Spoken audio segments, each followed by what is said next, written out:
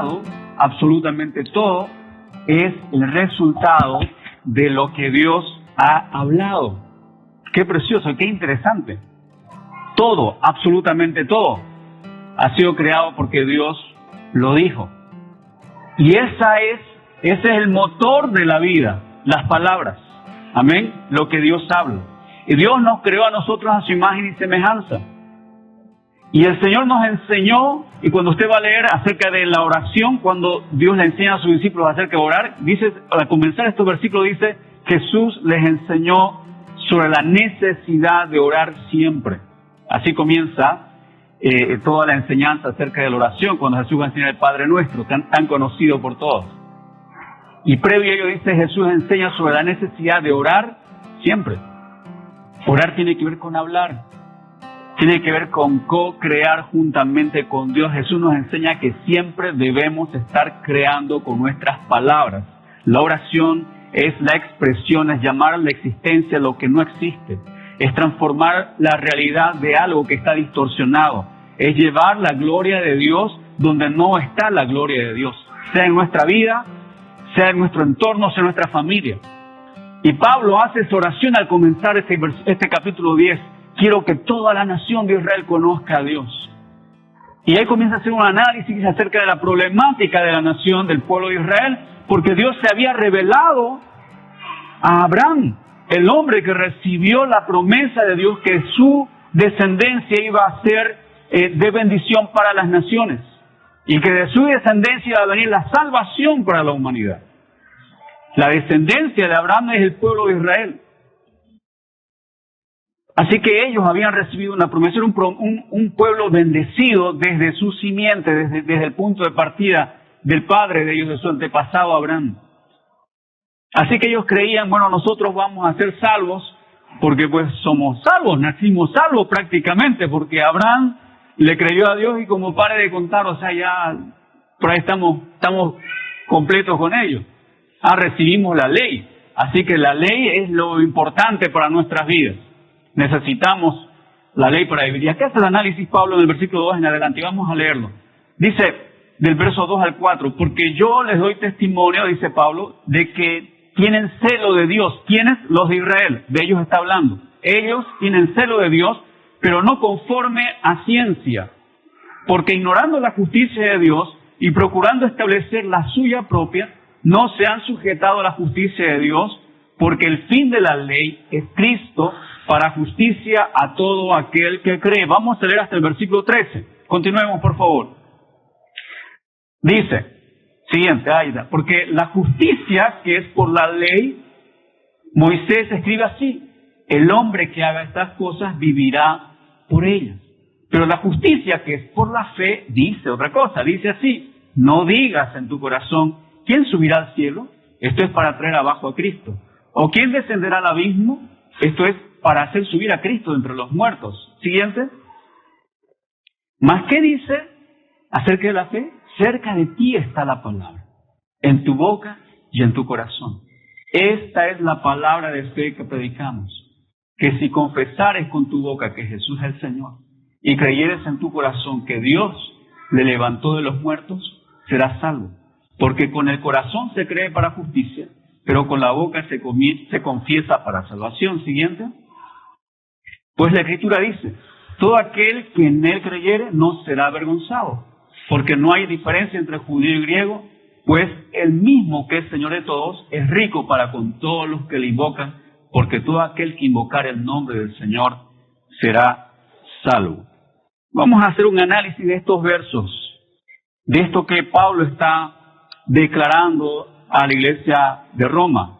Recordemos que en la iglesia de Roma, la ciudad de Roma, habían cristianos, había gente que era griega, había gente que no era judía, y ellos habían conocido a Jesús, habían aceptado de Cristo, pero también entre ellos había judíos, y los judíos tenían este trasfondo del conocimiento de la Biblia, porque ciertamente toda la Biblia que ellos tenían para leer era la Tanaj o el Antiguo Testamento para nosotros, la colección de todas las leyes del lo que dio Moisés, el Pentateuco, todos lo que los profetas dijeron, todos los libros poéticos, la Tanaj, Ese era el Antiguo Testamento, ese era lo que ellos conocían. Así que lo que los apóstoles leían y lo que el pueblo de Israel leía era eso, el Antiguo Testamento. No tenían el Nuevo Testamento que nosotros hoy lo tenemos. Se estaba escribiendo. El Pablo no sabía que él estaba escribiendo, el autor de este libro tan precioso, Romanos, que es parte del Nuevo Testamento.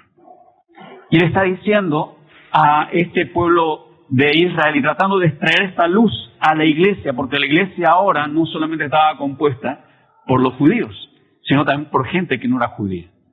¿Y por qué? ¿Y cómo? Si fueron los judíos los que recibieron la promesa, en realidad fue Abraham el que recibió la promesa.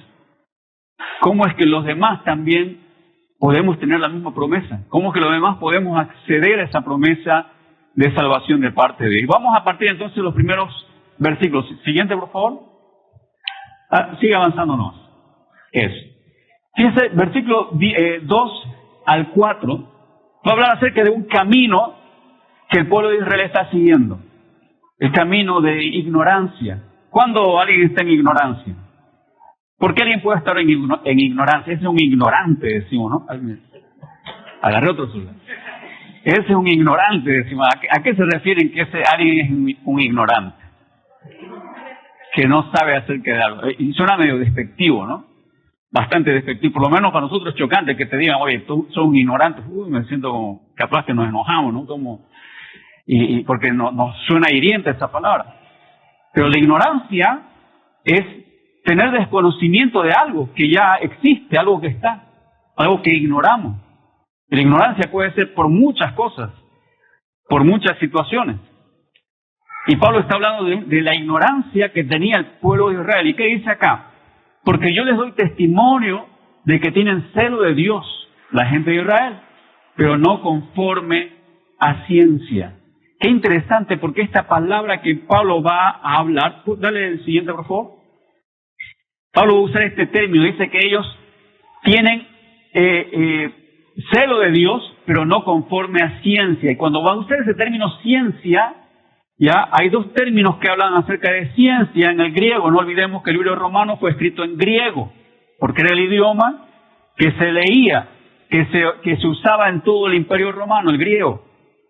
Se usaba varios idiomas, estaba el latín, estaba el griego, pero el griego había tenido mucho impacto, particularmente en la zona de Asia, y era parte del lenguaje que se usaba para mandar cartas, y lo usaba Pablo.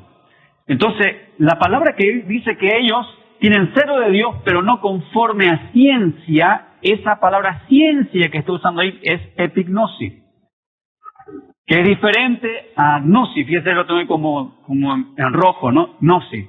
Gnosis es el conocimiento de algo, un conocimiento intelectual. Leo las leyes, ahí está, conozco las leyes. Es un conocimiento basado en la información. Pero el término que dice ahí que ellos son ignorantes, perdón, tanto yo no dijo ese término ignorante, dice que ellos tienen celo de Dios, pero no conforme a ciencia. Esa ciencia es la epignosis. La epignosis es un conocimiento más profundo. Epi, la primera palabra significa más profundo, más pleno, más es otro nivel, es más completo. Pero esa además, esa epignosis, esa ciencia tiene que ver con un conocimiento experimental. Así que el pueblo de Israel tenía celo de Dios, pero no conforme a ese conocimiento experimental. No le experimentaron a Dios. Sabían de manera intelectual acerca de Dios. Tenían un conocimiento a través de la lectura de las leyes acerca de Dios, pero no lo experimentaron a Dios de manera personal. Y aquí da el punto de inflexión para la humanidad, sea judío o no sea judío. Porque necesitamos tener un conocimiento, necesitamos tener celo de Dios, pero conforme a ciencia, conforme a una experiencia personal con Él. Y vamos a seguir. Siguiente, por favor. Y dice acá, completando el versículo, porque ignorando la justicia de Dios, fíjense, ellos ignoraban la justicia de Dios, y procurando establecer la suya propia, su propia justicia, no se han sujetado a la justicia de Dios. Ellos pensaban, la Torá, los escritos de Moisés, eso nos va a dar a nosotros vida. Eso es importante para nosotros. Y esto es la ley. Necesitamos cumplir la ley. Y Salvador nos ha hablado mucho de las más de 600 leyes que además ellos habían clasificado y debían cumplir. Y lo enseñaban bastante bien en la sinagoga, los fariseos particularmente, que estaban dedicados a hablar acerca de la ley, la demanda de la ley, cómo tenemos que cumplir la ley. Inclusive van a acusarle a Jesús: ¿cómo vas a estar tú sanando el sábado? Porque el sábado la ley dice no trabajarás. Y Jesús va a reprenderles a ellos. Y va a hablar acerca de quién está detrás de las leyes, quién es superior a las leyes. Y ellos creían justamente esto, acerca de que la justicia debía ser establecida por medio de la ley. Los hombres somos justos si seguimos y cumplimos la ley. Sin embargo, la palabra también dice que no hay justo ni aun uno. Pero ellos desconocían de espalda eso. Dejemos ese versículo medio que nosotros no lo vamos a tomar en cuenta, porque realmente es importante la ley. La ley prácticamente era un Dios para ellos. ¿Cuál es la demanda de la ley? La demanda de la ley es cumplir las leyes. Previo conocimiento, tienes que conocer las leyes y entonces vas a poder cumplirlas. ¿Y quiénes conocían la ley? Los judíos, porque ellos lo estudiaban. ¿Y los que no eran judíos conocían la ley? No, ¿por qué no? Porque no la estudiaron, no tuvieron ese conocimiento. Así que ellos decían: nosotros los judíos somos los que nos vamos a salvar, y nos salvamos porque tenemos la ley, conocemos la ley y practicamos la ley, o por lo menos trataban de practicarla. Pero ellos también daban la espalda el hecho de que Jesús dijo: basta que solamente una de esas leyes, 600 leyes, alguna de ellas, tú fallabas, erraste, ya dejaste de cumplir la ley. O sea, debería ser penado porque no estás cumpliendo ese aspecto de la ley. Y en realidad nadie puede cumplir la ley.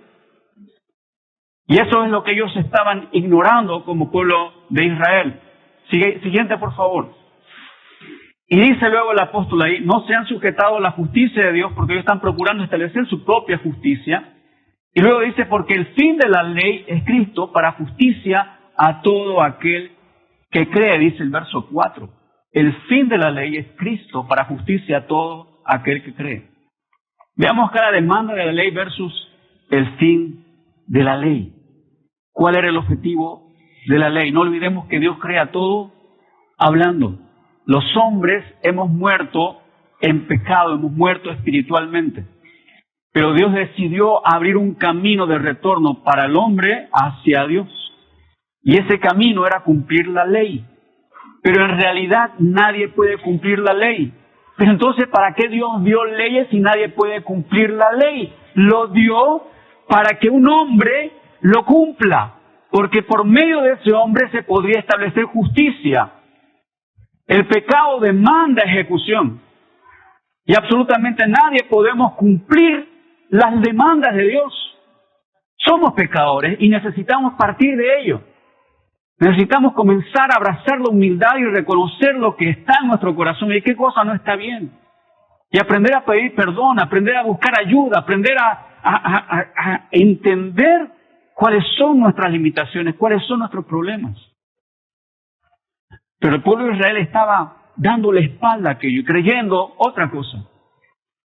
¿Y cuál es la demanda de la ley? Que se cumpla todo lo que había sido establecido. Pero en realidad, esta ley fue hecha por Cristo. Porque solamente hay un hombre que puede cumplir todo esto. Dice la palabra que Jesucristo fue tentado en todo, pero nunca cometió pecado.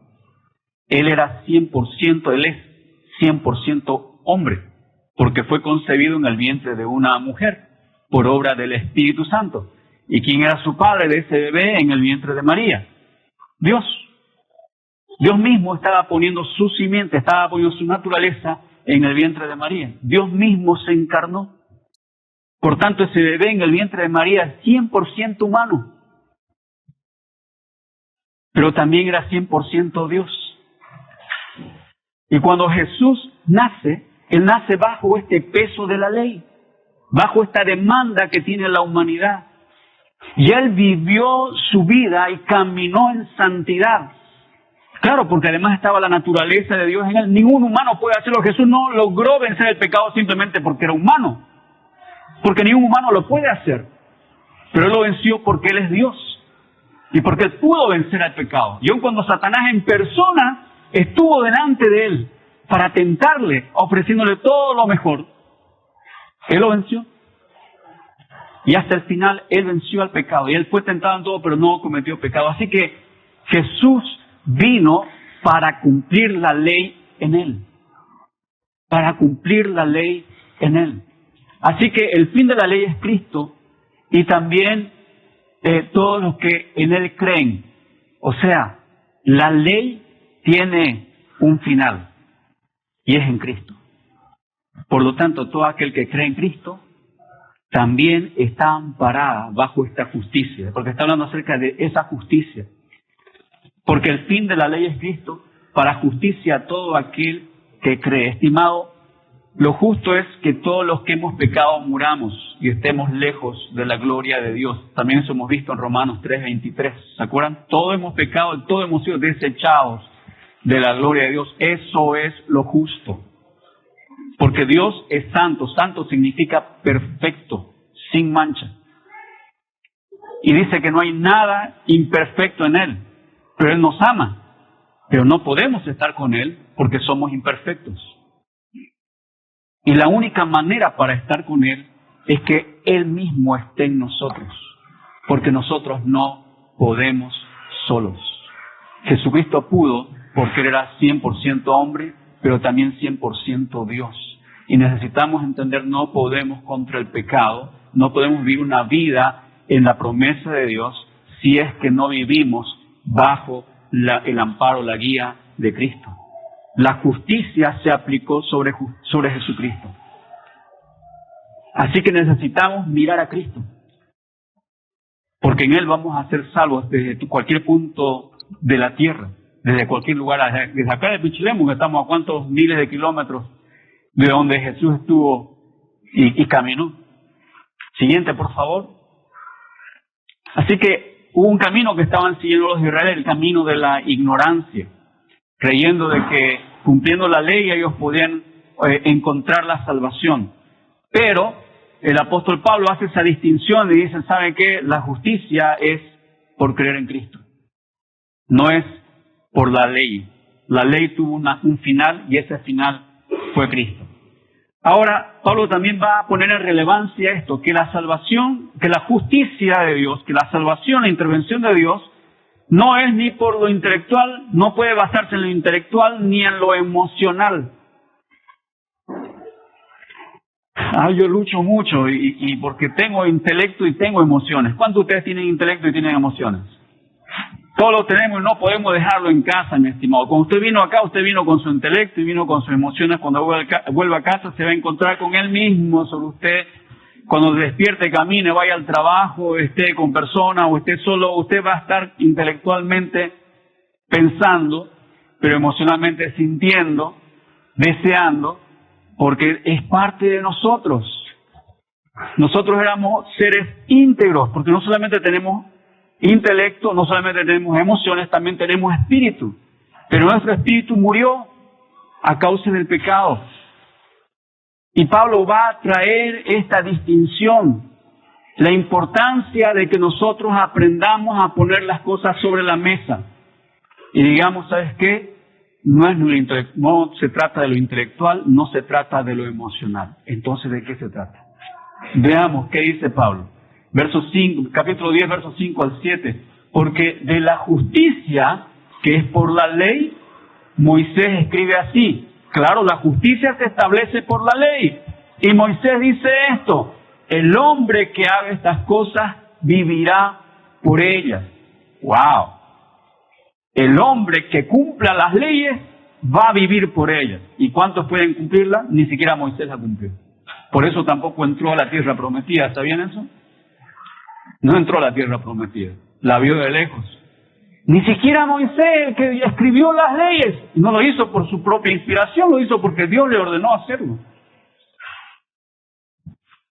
Así que el hombre que haga estas cosas, que cumpla la ley, vivirá por ellas. Pero la justicia, que es por la fe, dice otra cosa. ¿Qué dice? No digas en tu corazón, ¿quién subirá al cielo? Esto es para traer abajo a Cristo. ¿O quién descenderá al abismo? Esto es para hacer subir a Cristo de entre los muertos. Dale, por favor, adelante. Pablo va a hablar, sigue, por favor, de una diferencia, sí o nada más. De una gran diferencia. ¿Una más?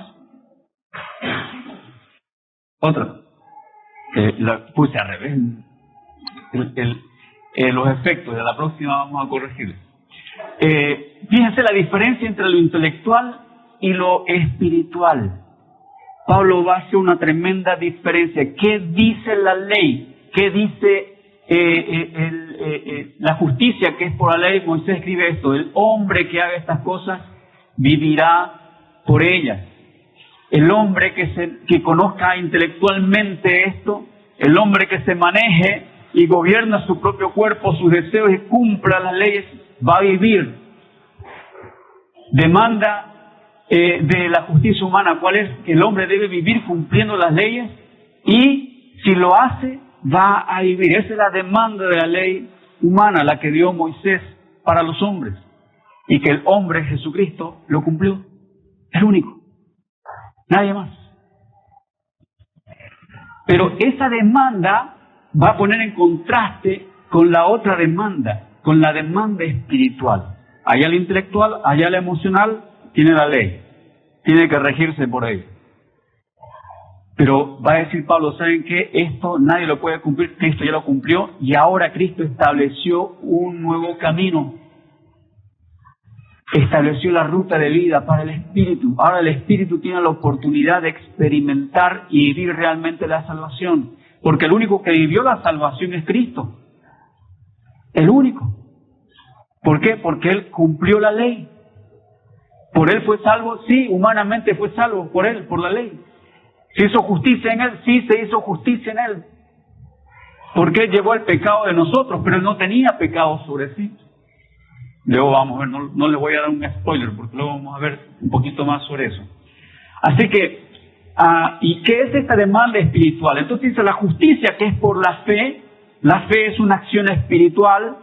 La justicia, que es por la fe, dice otra cosa, dice esto: no digas en tu corazón, ¿quién subirá al cielo? Esto es para traer abajo a Cristo. Vamos a Levíticos, por favor, capítulo 18, verso 5. Ahí no lo escribí, pero usted puede verme en su Biblia. Vamos a Levíticos, capítulo 18.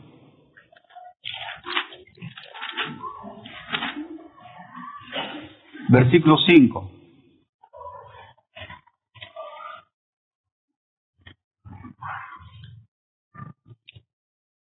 Por tanto, guardaréis mis estatutos y mis ordenanzas, las cuales haciendo el hombre vivirá en ellos. Yo, Jehová, dice el Señor. Respecto a esto, debemos cumplir las enseñanzas, y haciendo estas vamos a vivir. A eso se está refiriendo el apóstol Pablo. Y en Ezequiel capítulo 20, el libro de Ezequiel capítulo 20 y verso 11,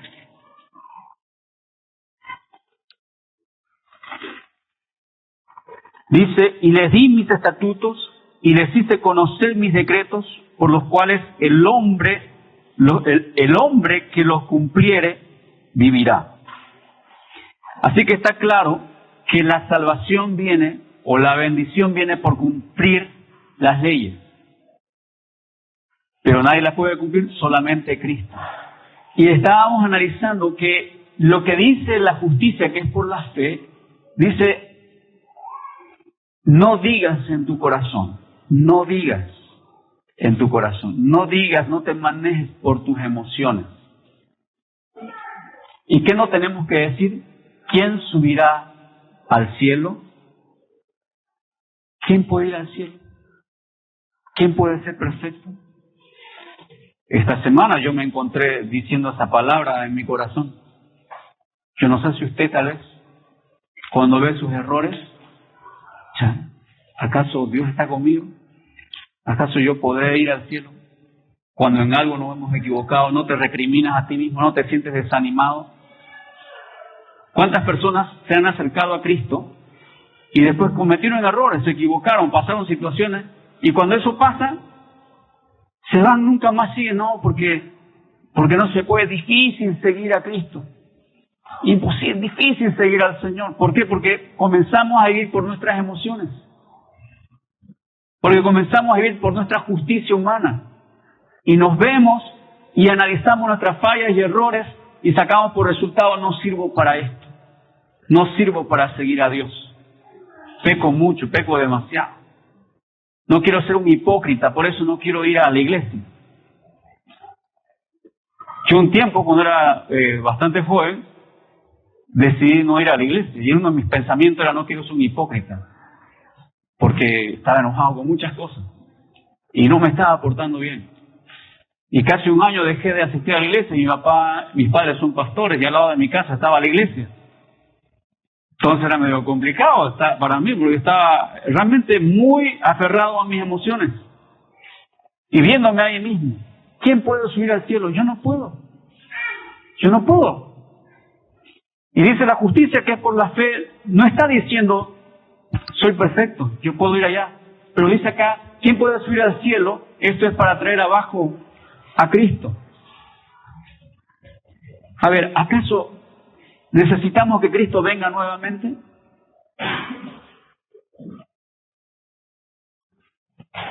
¿Acaso es necesario que Cristo venga cada vez a morir por nosotros en cada Pascua?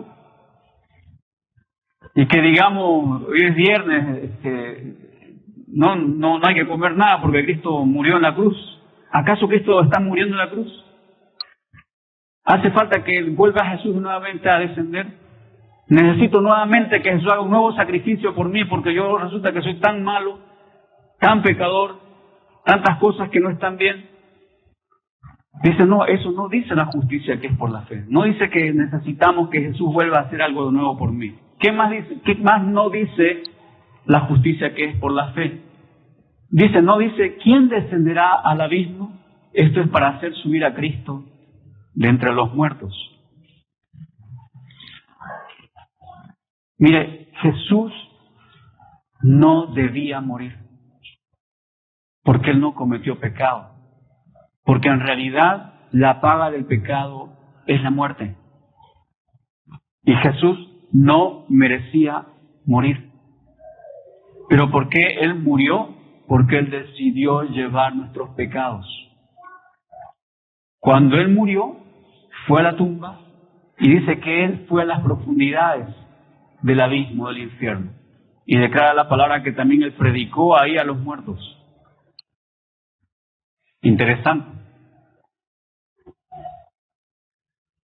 Pero ¿por qué Él no pudo quedar en la tumba? ¿Por qué la tumba no pudo retenerlo a Jesús? Porque no era justo. Porque Él no tenía pecado. Porque la muerte se equivocó. La muerte no podía haber caído sobre Jesús. Pero la muerte cayó sobre Jesús porque Él decidió dar su vida por nosotros. Así que hay alguien que no cometió pecado, pero que llevó las consecuencias del pecado sobre Él. Y esa injusticia que se hizo en Él quebrantó la justicia que pesaba sobre nuestro pecado. Porque la justicia es que nosotros muramos a causa de nuestros pecados. Pero la justicia hizo una injusticia, quebrantó, se rompió ese yugo de la muerte sobre nuestras vidas. Pero esa persona que lo hizo fue Cristo.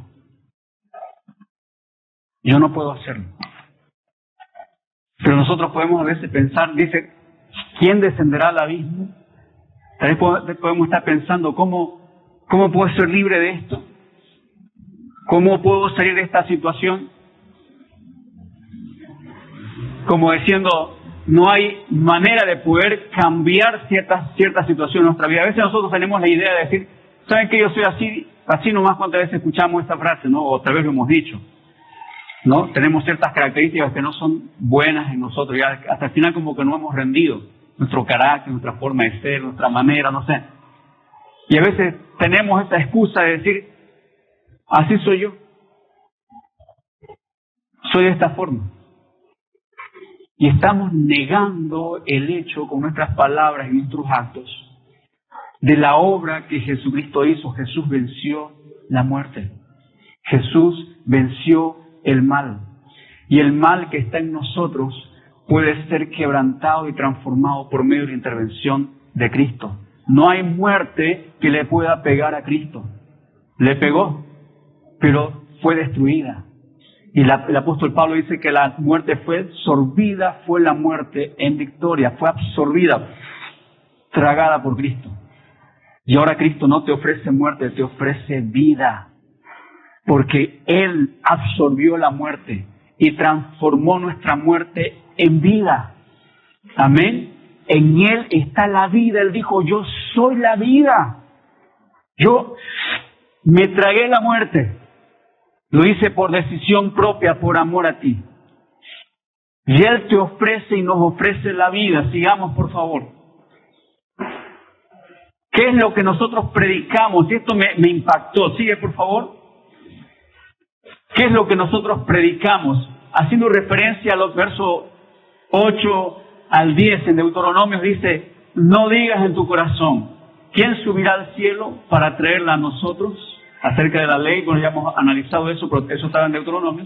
¿O quién descenderá al abismo para hacerla subir a nosotros? Sino que la palabra está cerca de ti, en tu boca y en tu corazón, para que la cumplas. Habla esto en Deuteronomio. Y Pablo está haciendo referencia a esto respecto a que Cristo cumplió esta palabra. Aquí en Romanos capítulo 10, verso 8 al 10. Y esto es lo que dice Romanos. Más que dice, cerca de ti está la palabra. Esto dice la justicia que viene de Dios, que es por la fe. Cerca de ti está la palabra. La justicia no se hace por esfuerzo propio. La justicia la estableció Cristo. Y esa justicia la accedemos por medio de palabra. Y esa palabra está cerca de ti. Y esto es lo que va a decir el apóstol. Y me encanta esto, dice el apóstol. Esta es la palabra de fe que predicamos. ¿Qué predicaban los apóstoles? ¿Qué enseñaban los apóstoles? ¿Qué iban diciendo por todo el mundo? Y Pablo dice, esta es la palabra de fe que nosotros predicamos. ¿Cuál es esa palabra que predicamos? Que si confesares con tu boca que Jesús es el Señor y creyeres en tu corazón que Dios lo levantó de los muertos, serás salvo. ¡Wow! Serás salvo. Pablo dice, hay un propósito de salvación.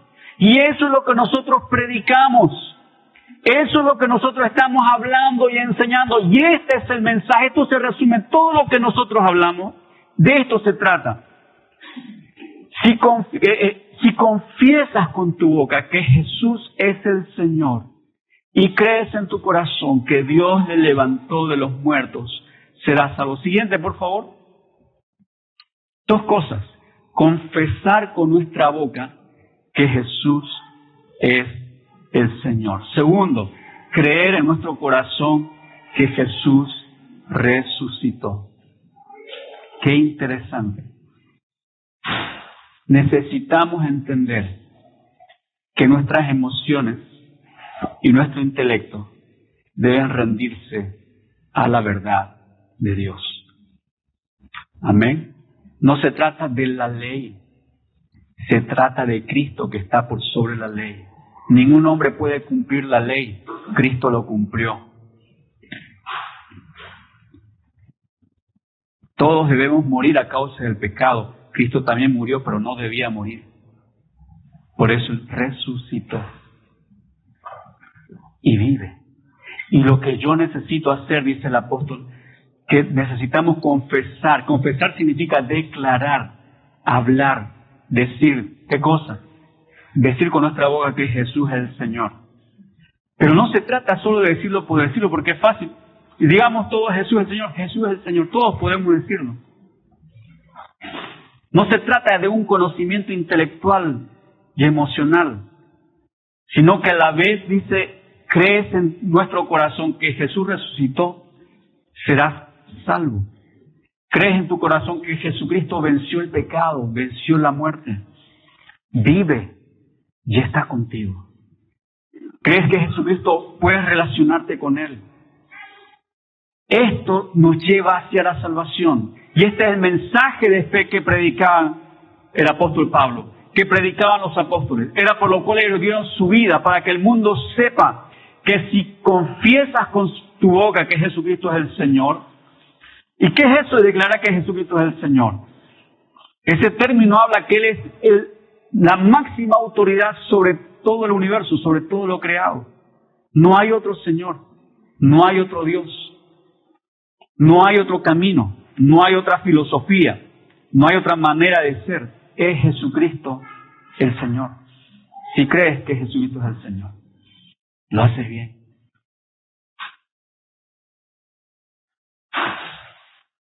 Pero si lo confiesas,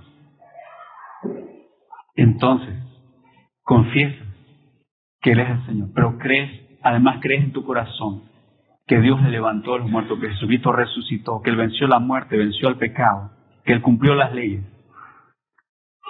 serás salvo.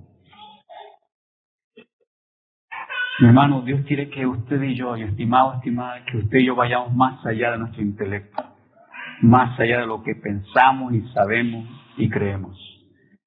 Necesitamos esa ciencia que es experimental, ese conocimiento experimental de Dios. Y de esto está hablando Pablo, que los judíos, los israelitas, ignoraban esa experiencia personal con Cristo. Saber que yo nada puedo, saber que todo lo que yo necesito está en Cristo. Por lo tanto, a quien yo necesito es a Cristo. Saber que todos los esfuerzos que yo haga son camino de muerte. Saber que la necesidad que tengo es acercarme a este dador de la vida, que es Cristo Jesús. Así que Pablo nos desafía a pensar en este nuevo concepto, en este concepto que Cristo lo estableció. Todo aquel que en Él cree, si creyeres en tu corazón que Dios levantó a los muertos, serás salvo. Porque con el corazón se cree para justicia, pero con la boca se confiesa para salvación. Lo que tú sientes, yo siento que Dios es el Señor. Si no, mi Cristo, Él es Dios y Señor. Ok, eso es justo. Con el corazón, con tus emociones, con tu intelecto se cree, y eso es justo. Se cree para justicia. ¿Cuánto creemos en Cristo Jesús, que Él es Dios y Señor? Por eso estamos acá, ¿cierto? Creemos. Está bien, eso es justo. Dice que se cree para justicia con el corazón, con nuestro intelecto, nuestras emociones, pero con la boca se confiesa para salvación. Estimado, con la boca se toma decisiones. A mí me gusta dar este ejemplo, porque siempre que hablo del Señor o hablamos del Señor, yo tomo este verso para hablar, ¿no? Y yo me acuerdo cuando estaba enamorado de Perla. Para los que no la conocen, Perla es mi esposa. Así que yo estaba enamorado de ella, tenía un sentimiento especial por ella, y ya venía orando por ella como más de un año, demasiado, ¿no? Yo era de ese tipo de arbolito que demora tiempo en madurar, porque estaba orando al Señor, Señor, será la persona indicada, no será. Yo estaba muy involucrado en la iglesia, trabajando ya en mi juventud, todavía sigo siendo joven, espero un tiempo más de longevidad. Y resulta que llegó el momento en que necesitaba pues tener clara la cosa y que ella también tenga claro por dónde iba mis intenciones, lo que yo estaba teniendo en mi corazón. Éramos amigos, compartíamos en la iglesia, yo estaba en el liderazgo de la iglesia. Y entonces un día tengo que sacarme la espinita, ¿no? Tengo que poner las cosas sobre. Oré al Señor, ya voy a hablar con ella. Así que voy a hablar. Y quiero que usted ponga esa imagen de esa persona. Ese muchacho está enamorado de la muchacha. Yo estoy dando mi experiencia. ¿Cuántos casados hay acá? ¿Se casaron por obligación o de corazón? ¿Cuántos de obligación? A ver, de mano. Antes de la obligación, no, a lo mejor algunos todavía quedan de la vieja escuela. Pero todos hemos tomado una decisión en un momento, ¿cierto? Así que imagínense tal muchacho, y yo de mi experiencia, yo fui y le hablé a mi esposa, bueno, no a mi esposa, no éramos nada, éramos amigos. Y entonces comienzo a decirle mis sentimientos, ¿sabes qué? Te amo, estoy enamorado de ti, ya ni me acuerdo. Todos los detalles eran muy solemnes, están escritos en mi libro que es sobre... Bueno, cuando lo haga lo voy a decir, porque Pero bien románticamente, el muchacho le dice todos sus sentimientos, ¿no? Le trae la luna, le trae las estrellas, ¿no? Y le entrega todo, le pone a disposición y dice, ¿sabes? Yo le dije, quiero que seas mi novia. Quisiera pedirte que juntos podamos orar al Señor, porque quisiera que tú seas mi pareja. Siento del Señor y estoy orando al Señor en esto, y comencé a hablar, porque ya tenía un contexto medio espiritual también, digamos, en mi presentación hacia ella. Pero ahora quiero que usted pueda pensar lo siguiente, ¿no? Yo terminé de decir todos mis sentimientos a Perla. Ahora yo puedo decir y saltar de alegría y de júbilo. Tengo mi novia, Perla es mi novia. Perla es la persona con la que me voy a casar. ¿Será posible que eso suceda ahora? O sea, yo acabo de decirle mis sentimientos, ahora puedo seguir corriendo porque decir ya tengo que ella es mi novia. ¿Qué falta? Ya, un momentito, vuela la carrera, muchachos, siéntese aquí, ahora escuche el otro lado. Escuche el otro lado, porque este cuento tiene dos partes. Esta moneda tiene dos caras, y si no, no es moneda. El amor es así, tiene dos caras. De un lado está la cara y del otro lado está la espalda, ¿cierto? Cara o escudo. Mire, terminó el muchacho, ahora viene la respuesta. Las respuestas pueden ser tres. Piensa usted en cuál es su respuesta de usted. La respuesta es sí, y aleluya, algo cambió. Yo recuerdo cuando Perla me dijo, sabes que yo también me dio el sí. Algo cambió ese momento, la cosa cambió para siempre, ¿no? Y comenzamos entonces juntos, nos dimos un plazo, un mes más para preguntar al Señor, hablar con nuestro pastor, un tema, pero nos dimos una respuesta y eso cambió. Toda la ansiedad que tenía hace una hora se fue, no había más ansiedad, había ahora otra emoción. Tengo ahora una persona por la que estoy orando, o tengo mi novia. Pero también puede haber otra respuesta. No. ¿Alguno recibió un no alguna vez? Es fulminante el no. A más de uno le saca las lágrimas. Otro pidió el primer puente y se lanzó por ahí, más grave, ¿no? Terrible, porque le puso toda la esperanza, puso toda su vida en la mano de esa otra persona, y hay casos extremos así también. El no es doloroso, pero también es una opción. Pero existe la tercera opción. Y tal vez no le dice nada, simplemente se levanta y se va. O lo tengo que pensar, ¿no? Más el siguiente, no, hace falta una respuesta. Pero fíjense, no hay respuesta. Entonces el que declaró su amor, ¿cómo se va a sentir? Como, ¿es sí o no? Es que no pasó nada. Es una indirecta no. Así que no se puede iniciar una relación. Fíjense, nosotros dice que con el corazón se cree para justicia, pero con la boca se confiesa para salvación.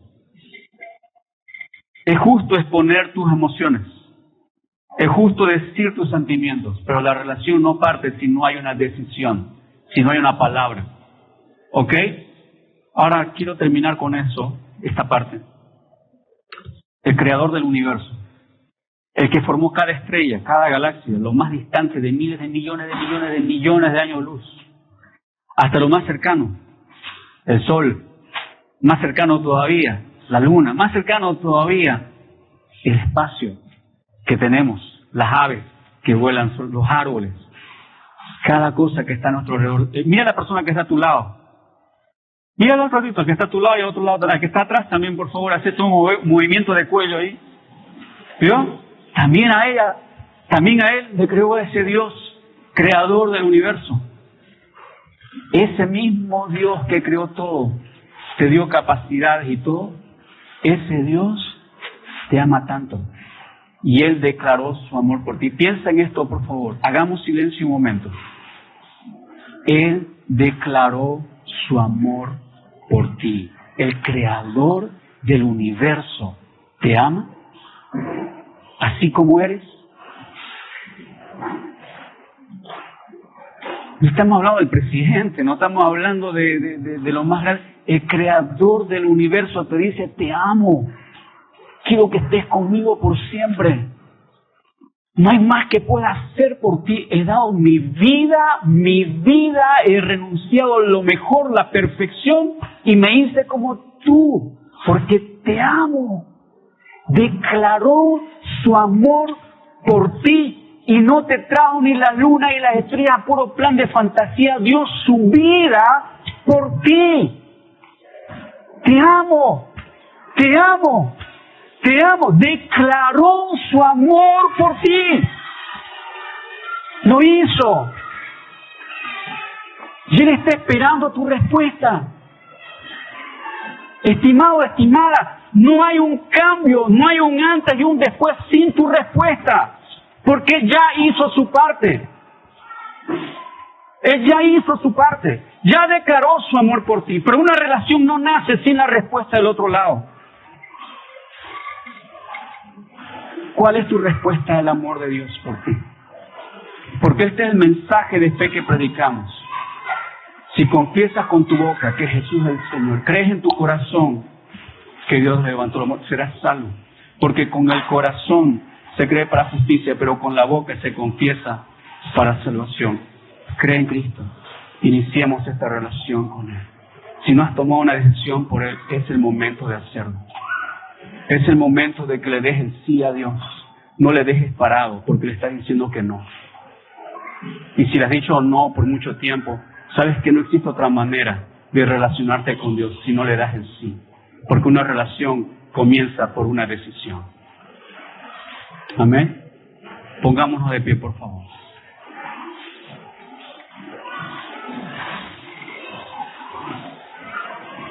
Esta mañana el Señor nos desafía a poder hacer algo práctico, a poder ir más allá de nuestro propio razonamiento, a poder dar lugar al Señor en nuestras vidas. Si hay alguien en esta mañana que reconoce, que se da cuenta, que está viviendo año tras año, día tras día, hora tras hora, basado en sus propias decisiones, basado en sus propios deseos, si alguien se da cuenta que conoce tanto de Cristo, y simplemente le estás dando tiempo al tiempo, pero no le has dado el sí a Dios, haz un alto. Es tiempo de parar. Es tiempo de tomar una decisión. El Creador del universo, no hay nada más que pueda hacer. Lo hizo todo.